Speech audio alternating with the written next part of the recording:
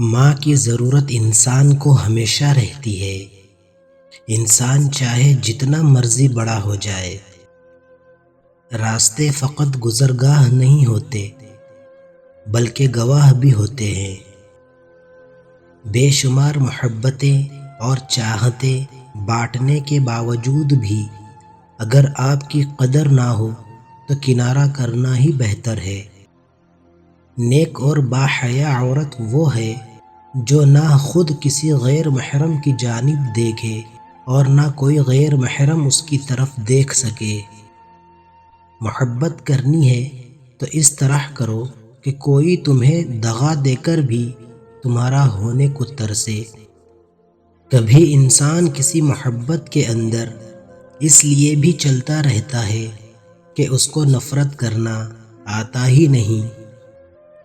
جاہل کی ایک خصوصیت یہ ہے کہ وہ سننے سے پہلے جواب دیتا ہے۔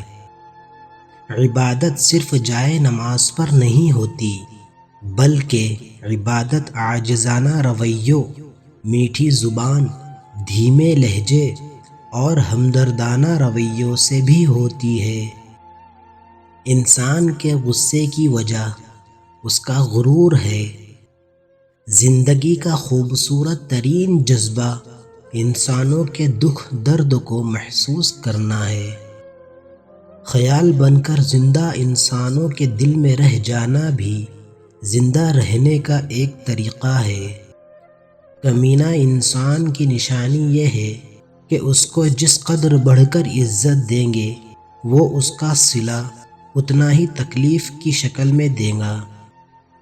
وہ بہت گنہگار انسان ہے جس کو لوگوں کی برائی کے لیے وقت ملے۔ رشتوں کے تالے کو غصے کے ہتھوڑے سے توڑنے کی بجائے محبت کی چابی سے کھولے۔ جدائی کی گھڑی تک محبت اپنی گہرائی سے ناواقف رہتی ہے۔ کسی وقت بھی کسی بھی انسان سے کسی بھی قسم کی مایوسی کے لیے ہر وقت تیار رہا کریں۔ زبردستی کسی پر مسلط ہونے سے کہیں بہتر ہے کہ اپنی ذات کے ٹکڑے اٹھائے اور الگ ہو جائے۔ اپنی مسکراہٹ کسی کو دے دو، خوشی آپ کی ہو جائے گی۔